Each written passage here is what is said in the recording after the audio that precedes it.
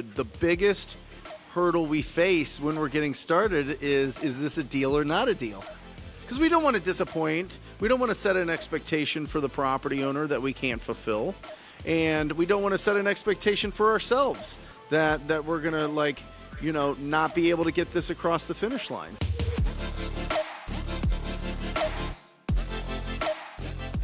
In your real estate business, you can buy leads, you can wait for leads, or you can go out and you can get the leads yourself.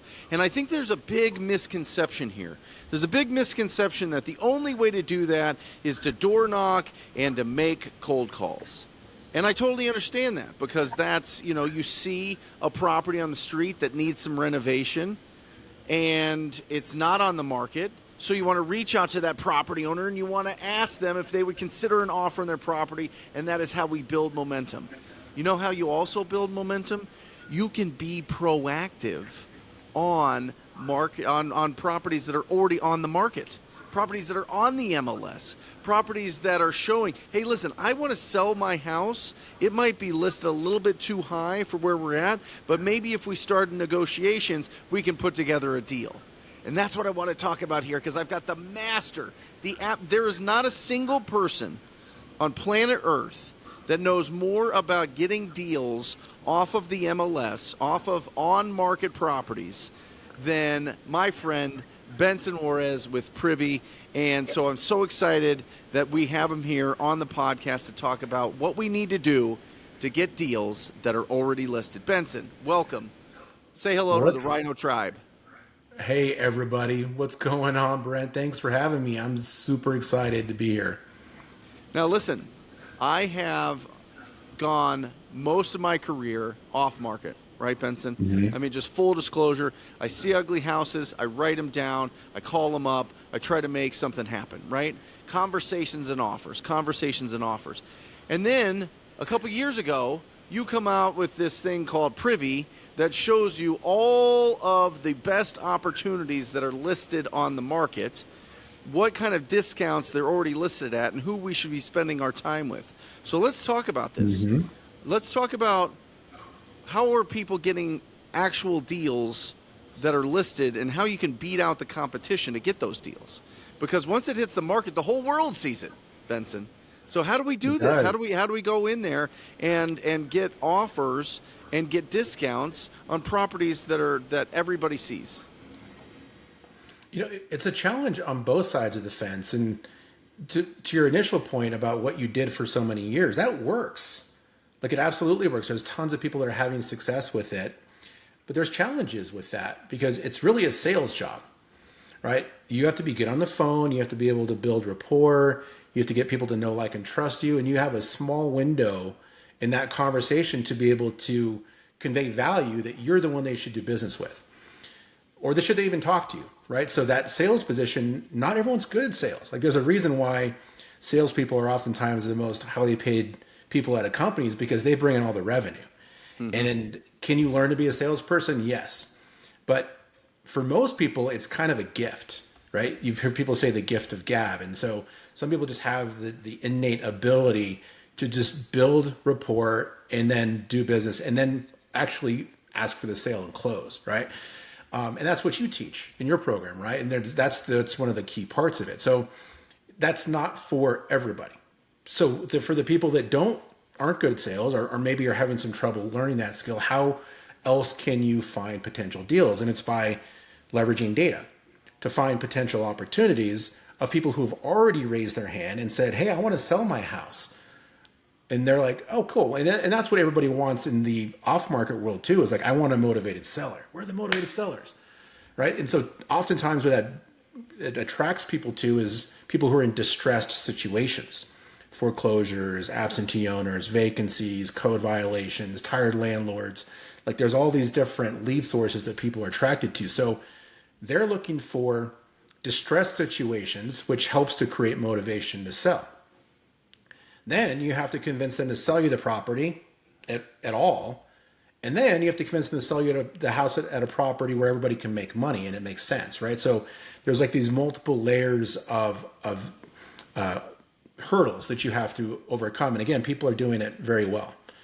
So with on-market deals, you solve the biggest problem, which is, hey, I need a motivated seller, right? Yep. So that's the cool thing about on-market deals is that these people have already said they want to sell the house, and you know what price. You know where the starting point is for negotiation. Off-market, that is somewhere in the ether, and you have to uncover it by asking, questions and figuring out what their pain points are, and eventually you can get to what's the number, which is another challenge, right? So that's the beginning of it, and that's the core of going for on market is eliminating some of the problems right out of the gates, and then starting with the negotiation. I get it. I totally get it. But what about the competition, Benson? What about multiple offers that all properties that are hitting the market get? In my market here in Phoenix, if a property hits the market, they're getting 8 to 10 unseen offers, right? They haven't even gone out there. They haven't walked the property. They're just getting automatic offers, and people are just hoping that they lock it up, and if they do, they can make something. If not, it's just a numbers game. It's true. So here's my perspective on that is that if anyone is out there using distressed situations as a lead source, you're not the only one with that list, right? So as soon as that list hits the market, we'll just say, well, hits the public, then everybody else that's looking for motivation also has that list in that market. So if you pull a list of foreclosures for Maricopa County, guess who also has that? The 10,000 other wholesalers in that market. And guess what they're doing? They're knocking on their door. They're cold calling them. They're text blasting. They're putting in sight unseen offers too. So there's competition regardless of where you go and find deals if you're using lists. I would argue that the true off-market deals that no one knows about are the ones that people find for driving for dollars. Like those are really the ones where you can say, okay, there's a good likelihood that I'm the only one that knows about this because I'm driving by and I'm seeing this house that has deferred maintenance, the grass is overgrown, mail is falling out of the mailbox, and now I can go do my research. But there's a chance that thing's probably on a code violation list. There's a chance that if it's vacant, it's probably on a vacant list, or it's in foreclosure. So that, in my mind, is like where you could go and find really no competition. But even then, there's a possibility there is. Yeah, my question is, how do you get your offers accepted? Like, what's some best practices that'll beat out those automatic offers? I mean, should we be calling these agents? Should we be building relationships with these agents? Oh, yeah. Should we maybe not just see the short-sighted this one listing, but what about the other listings they have coming? What about, in my experience, there's really two types of agents, right? There's agents that are focused on lower to middle income properties, and then there's those agents that are luxury agents. Right. And so I've always found if you reach out to the lower priced agents, they usually have referrals from these sellers. They have other properties in the neighborhood that they're selling that need some renovation. I mean, they kind of specialize in listing properties that are in rougher shape. You build a relationship with them, holy cow. I mean, they just pipeline right into you all these leads before they even hit the market. Totally agree. And actually, I would even consider that to be off-market leads too. It's just that the source is different. So there's houses that are listed on the MLS that people have raised their hand and said they want to sell. And then there's the conversations you can have with those agents, because you're having those conversations in an environment they're comfortable with.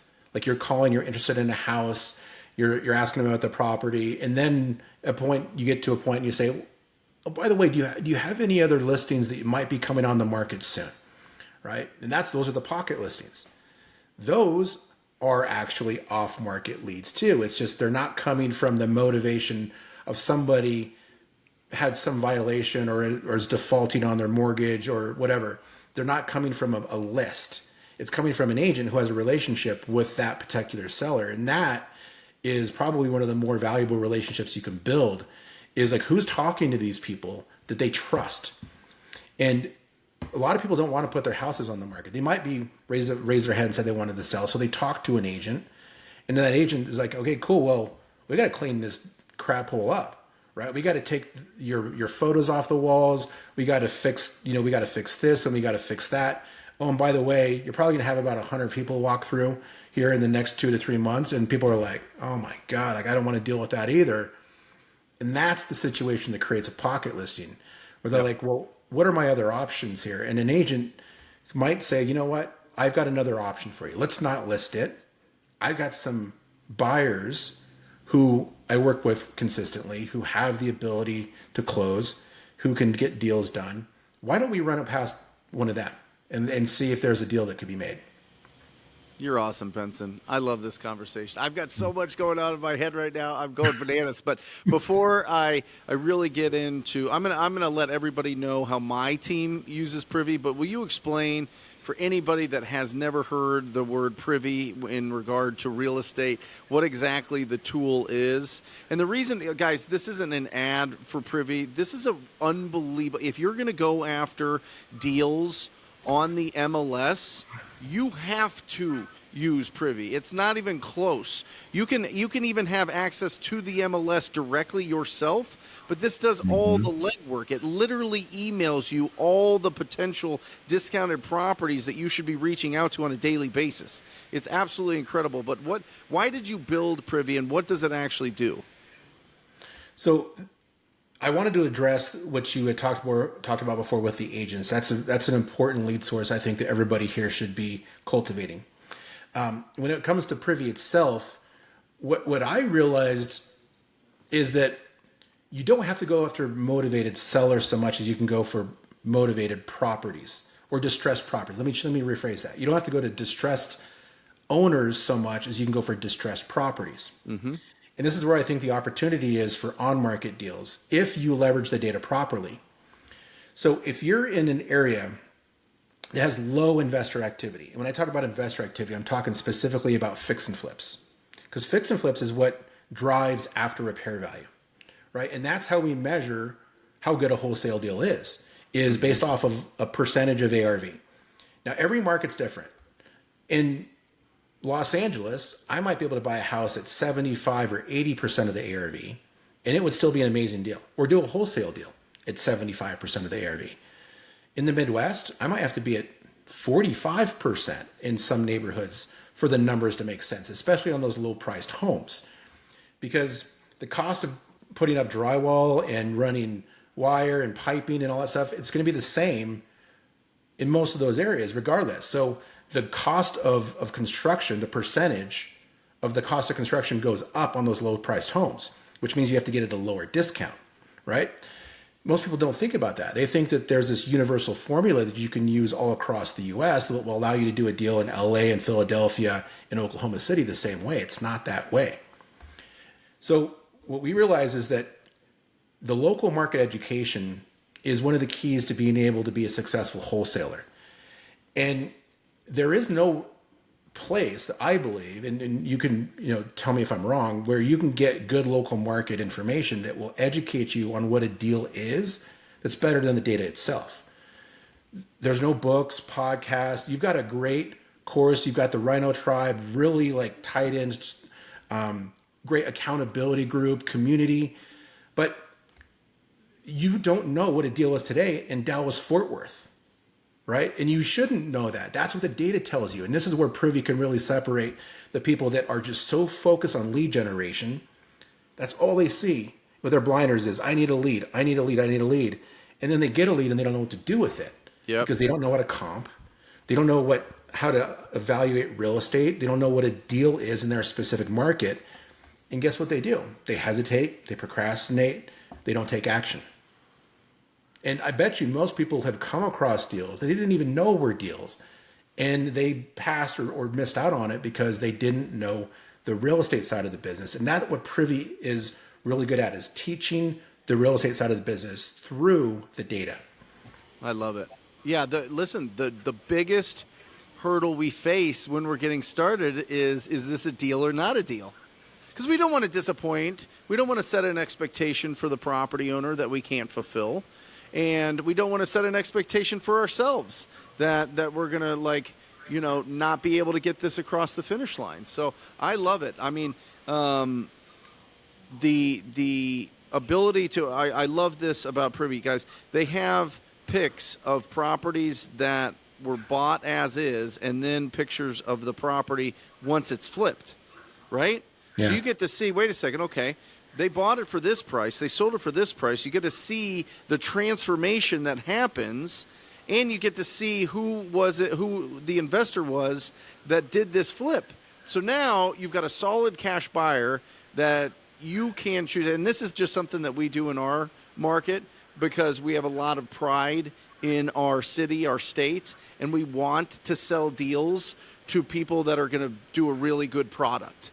And so Jeremy, my disposition manager, will literally take less of an offer to sell it to a better investor that's going to put out a better product than somebody that, just kind of slaps things together and it's just like, lipstick on a pig, and it doesn't really increase the value of the neighborhood. And so there's a lot of pride that's involved in that, and a lot of, you can drive by the properties that you've wholesaled and see the turnaround in the neighborhood. You can see the turnaround in the pride on the street. It's incredible. And you get that right there. You can literally see it's a button, literally a button that you push to see all the fix and flips that have happened in a zip code, in an area, in a geographical little circle, or you draw a map. You can do all these things and see all the cash buyers, what they paid for it, what they're doing, and who you want to work with. And it's powerful. Not only that, but I mean, it's going to filter out the best deals to go after on the MLS. And maybe it's not the deal that you get. Maybe it's the deal after the deal, because you build a relationship with that agent. And again, it goes back to what Benson was saying, the comps. It shows you the comps. It shows you what the highest sales in the neighborhood are currently. And so you base your numbers off of, okay, if this property is totally renovated and it's looking beautiful, it'll sell for this amount. So then you just start working backward to get to your calculation on what you should offer. It's incredible. I mean, it's just a powerful tool. I love it. I love it. Yeah, and let me go ahead. Sorry, Brent. There's a progression to how I show people how to use it, because what you do is you find those high investor activity areas, and then you basically you're thinking several steps down the line. You're beginning with the end in mind. And I think that most wholesalers, they look for deals where they live because it's convenient, right? And it's comfortable. And that may end up working for them. But if they live in Hays, Kansas, where no one's flipping, well, guess what you don't have now? You don't have buyers, so your disposition's screwed. Yeah. And even if you had a buyer, you don't have the comps to prove after repair value to that buyer because there's no flips. So if they're just smart about where they look for deals, they're going to solve a lot of the problems that come after getting that property into contract, which is proving value and then having a disposition strategy and a disposition outlet. Yep. So avoid the Hays, Kansas, avoid the rural areas of the world, avoid northern North America if you can, and choose these high investor activity areas, which most of the time end up being in like the Midwest. Lower prices, lower price points, lots of houses that have deferred maintenance, solid brick ranch homes that people love to renovate. And then there's a lot of demand for those. And then the buyers want those things because they're easy to flip. Yep. They don't want to come in and do a luxury flip that takes a year and a half that costs them $1 million, and maybe they got 5 potential buyers for it. They want to go and create, okay, I'm going to put luxury linoleum flooring on there, or laminate.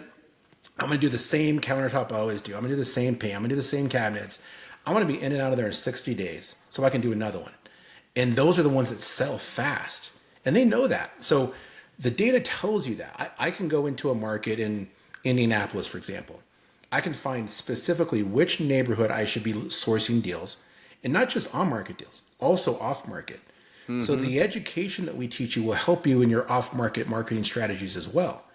Because the goal is I want to find the unrenovated, trashy home that's next door to the house that was just flipped. Love it. And then that creates the margins. The margins appear out of thin air. Whereas if I find a trashy home that's next door to like grandma's house that's just well taken care of, and it's still like original 1960, Well, I have to submit a lowball offer on that house to make the numbers work because it hasn't been renovated yet. But if grandma's house was renovated and now that thing's worth 30% more, I can offer a more realistic price that grandma's more willing to accept, and you're not offending her because it's some lowball offer that no one's going to take. I love it. You know what I like doing, Benson? What's that? This is something that we do in our business. You've got these properties that are smoking deals. Hit the MLS, they take an offer, it's gone, right? And everybody's like, oh, well, I got to go look for the other ones. I got to go look at putting backup offers on these properties because, listen, if 1 in 10, 1 in 20 of these backup offers on all the properties that are already under contract, all of a sudden that buyer gets wiggly. All of a sudden that buyer, asks for a ridiculous amount of price reductions in the inspection period, or they're not real buyers, right? They're just, trying to lock it up and sell it to their cash buyer database and can't really close on it. You get those ones that fall out. You stay in front of those agents that have these incredible listings. You're the backup offer on them, and you communicate on a weekly basis. How's that deal looking? How are we looking? Let me know if anything is if there's any friction building up in this transaction. Let me know. Anything slipping, let me know. And then all of a sudden, somebody backs out of a deal. There's 15 other offers, but they take yours because you're talking to the agent, and the agent's like, you know what? My client is frustrated. The buyer just backed out. They need somebody that's going to guarantee close. Are you ready to go? Yes, I'm ready to go. I'm telling you. I mean, you're going to get deals if you put in backup offers and communicate effectively. Nobody's doing this. Nobody is doing this. Nobody's putting backup offers on-market properties and communicating effectively with the agents for when those deals fall out. And then you slip right in, you get that deal. It's so smart. It's so smart. You absolutely should do those backup offers. And there's also a thing that I like that's on market that's a strategy. It's called an escalation clause. Mm-hmm. If you've ever used it, if the people in the audience haven't heard about an escalation clause, so you write an offer on an on-market deal, and you tell them what your price is. So basically, like, this is your lowest offer, right? And then you can say in the clause in the contract itself, I will increase my price by $1,000 above any competing offer up to a maximum price of XYZ. So this is an automatic trigger, so you don't have to do the back and forth with the faxing and the emailing and everybody signing things, which gets tiresome. It's an automatic trigger that will change the price of that contract to go above any competing offer, and you don't have to do anything. It just happens on its own. And I've won several bids using that. Banks don't use them. They won't allow for those. However, regular homeowners do. Some agents need education on it, but they like it because it saves them time. They don't have to go and do the back and forth with you. So an escalation clause is another good thing. But I want to mention too, Brent, that in the progression of using Privy and then becoming that local market expert, knowing the best place to look for deals, pulling lists and doing your off-market strategies in those markets, then we actually have a proprietary patent pending button that we created in Privy where you just click this one button that says find similar active deals. And it takes all of those closed deals that just happened and it uses those as a model for what a successful deal looks like. And then it reverse engineers it and applies that same model to all the active deals. Mm-hmm. So let's say there was 2,000 deals on the market in your area.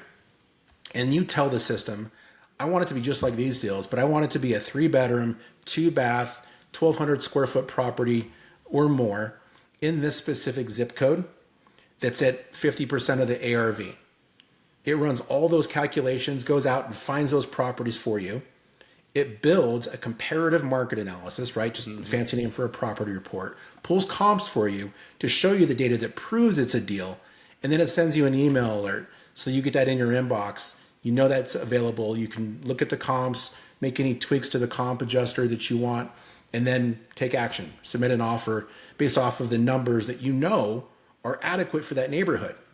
So you can take action quickly. And we eliminate 95% of the work. And why a lot of people don't like doing MLS deals is because they spend 95% of their time running comps on properties that aren't deals. Yep. So what we Yep. do is we get rid of the 95 properties out of 100 and then allow you to focus in on the 5 that are, and then eliminate maybe some of the ones that are not deals because the comp was on a river, or you're on inside of an exclusive gated community or something like that. And then you can find those 2 to 3 deals that are really good deals and just write the offers confidently. Yeah. And just understand this. When you are going after on-market deals, real estate agents are going to expect 1% earnest money. That's just the industry standard. You can negotiate that, but typically they're going to want 1% for earnest money. They're going to require a proof of funds. You can get a proof of funds. I've got videos on the Brent Daniels YouTube channel on how to get this. It is not difficult. I highly suggest you get a local hard money proof of funds or letter of credit from them, because the agents will call them up and will make sure that you're registered with them. Not even registered, just that you've been approved by them. And all that takes is like filling out a couple things. Nothing, not your credit, not your job history, not what you have in your bank account, none of that stuff, because hard money lenders are asset-based lenders. They're looking at the deal, not you.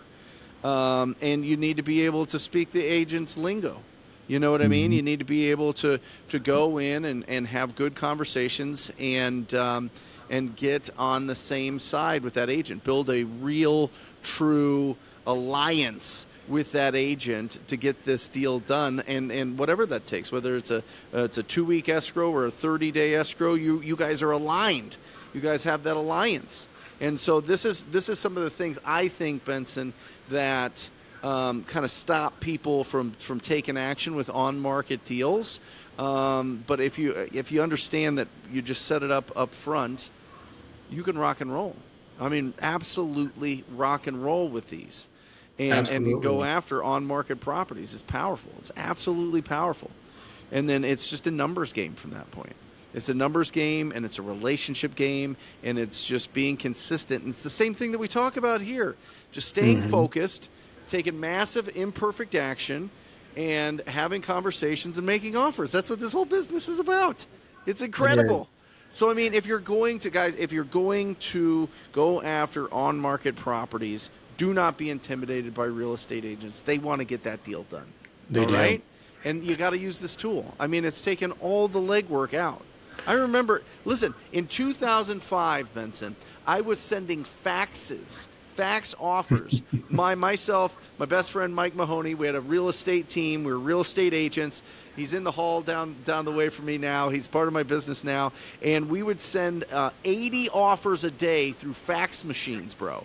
Through fax machines, just sending it out. It like the hottest market of all time in 2005. We weren't getting anything, but we would get 1 or 2 here and there. Yeah. And we would give them to our investors. We had no idea what wholesaling was. We had no idea. We were just commission chasing. You know what I mean? And but it absolutely worked. Now, where you fast forward it way past, I mean, that seems like agent history. And the tool's right there. I mean, you could literally just open it up, see all the potential properties to go after, and I soon push a button for all the properties that are similar that just got flipped. And they're on the market at a discount. Is it active yet? Well, that's active now. Oh, that's active now. That's one of the key components of it is the automation, right? Like most people here probably aren't doing this business full time, so they need some way of transitioning from like the side hustle and the hobby where you get a deal here and there, but it's really hard to make it a business, to like really getting business-like results where you've got consistent, predictable income and deal flow where you can take it and maybe do it full time. Awesome. One of the biggest niches that we identified recently, and this is brand new, Brent, is that we recently partnered up with the largest provider of rental data comps in the industry. We got over 130 million rental data comps right now. So why does that matter to a wholesaler? Well, guess what? Most buyers that are in the industry right now aren't flipping. They're buying properties to put into their rental portfolio. Yep. And I don't know what the number is. I think maybe we talked about it before. But 1 out of 10 are flipping. 2 out of 10. So 19 million buy and hold investors. 19 million. There's not 19 million flippers, I'll tell you that. There's certainly not 19 million wholesalers. From my good friend Ivo Dragunov that owns Batch and Batch Leads and Batch Skip Tracing, brought in a consultant to see how many wholesalers there were that were just either part-time or full-time or just getting started or whatever, and it was between 50 and 70,000. There's 19 million rental landlords. Wow. You know what I mean? It's incredible. Yeah. So this is one of the things that Privy can do for you. So like if you're wholesaling, you're looking for another niche, another tool to put in your toolbox, you want to add landlord buyers to your buyers list. 100%. And then you need the ability to be able to speak their lingo, talk things like cap rates, talk things like on cash return, annualized gross yield, because that's how they're measuring how good a deal is. Yes, do they want a discount? Sure, everybody wants a discount, but they don't need a 50% discount for it to make sense. They might be able to get a house at 80% of the ARV, as long as it cash flows $200 or $300 a month and meets their other criteria. Maybe it's a 10% cap rate. Privy now is analyzing every property from a rental perspective too, so that when you get the buy box of your landlord buyer and they say, I need a 10% cap rate, you can enter that into Privy. Privy will go and find all the properties that you can buy that are at a 10% cap rate and match all their other deal criteria and automatically send it to you. And then you can share that information with your buyers and the actual comps that prove that. It's game changing. There's a huge niche out there of people who have been having problems with fix and flippers because there is still some uncertainty, and some flippers have been sitting on the sidelines or just being way more conservative about their buy box. Landlords are snatching properties up right now, and they need deal flow. They need you as a wholesaler to bring them deals that match their deal criteria. Do you guys do a lot of training for the people that your customers? Oh yeah, I think probably too much. My team's asking me to pull back, but we're currently doing 2 live trainings per week. Awesome. How can people sign up? How can people get Privy? Well, there's going to be a link for you in the comment section or in the show notes, and then you're going to use the promo code Rhino Tribe to get a special discount just for the Rhino Tribe people in the community, and that's going to take 30% off of our annual plan or 20% off the first month. Awesome. But this will get you going. It'll get you in the system. We've got a 30-day money-back guarantee. There's absolutely no risk. But with our guidance and our training and also the Rhino Tribe philosophies, accountability, and community, there's no doubt in my mind that you won't have success. You just have to take action. Guys, check out the show notes. Check out, just click it, get in there. If you're going to do deals on the MLS, go bananas. I'm telling you, it'll blow your face off. And if it doesn't, you get your money back. It's a win-win. So, yeah. Benson, you're the best. I could spend hours talking to you. And I think it's really important for people to understand that you are an investor as well. This is born out of our industry. This isn't born in the lab of Silicon Valley. This isn't born in the lab of, some kid writing a paper in college, putting together an app or something like that. This is born from our industry. And I have always found the best long-lasting tools that actually provide results are born in the fires of actually going out and getting deals. And so I love that you have so much experience in that. I love that, listen, Benson comes on to our support calls once a month on Thursdays in the Rhino Tribe mentorship group. And for a long time, you were calling us from a house that you bought, an incredible place that you bought from using Privy. Oh yeah, I believe in the data so much that I picked up and moved my life for 9 months. Yeah, to St. Louis because I knew that was an area that I could get deals done. I did it remotely for many months, and I had wildly, successful transactions. But I'm like, I want to build a portfolio here too, so I'm going to just get a little bit more in the trenches with it. And I'm finally back in Colorado, but it was an experience. Like, I don't just practice it. I actually go and I don't just preach it. I actually go and do it. Not only the owner, also a customer. Yes. I love it. Mm-hmm. Benson, thank you so much. Awesome. Guys, the link will be in the show notes. if you are going after on-market deals, if you've got a congested schedule and you just need to be as efficient as possible and you want to go after those properties that you know they already want to sell, you know that they understand the values on some level, that they have to sell at a discount based on the condition, if you want to build the relationships with agents that are going to just text you when they come across a listing, make sure that you click the link, get that 20% discount code using Rhino Tribe. Absolutely incredible. Thank you, Benson. Thank you, Brent. Awesome. Bye, everyone. Listen, that's it for our show today, guys. You know it. I know it. Anything that you need, go to wholesalinginc.com. Wholesalinginc.com. We've got an incredible amount of tools, downloads, resources, trainings. Go there. It's all complimentary. And if you really want to take it to the next level, if you want that 40 hours of support a week, if you want to learn everything that there is to know about real estate investing and wholesaling and building an incredible business, long-lasting business, click that apply now to join the Rhino Tribe mentorship. It's absolutely incredible. We have the best people in there, and we're there to welcome you with open arms. Check that out. And that's it. What an incredible podcast episode. I will sign off, as I always do, encouraging you to go out there and talk to people. Till next time, guys. Love you. See ya.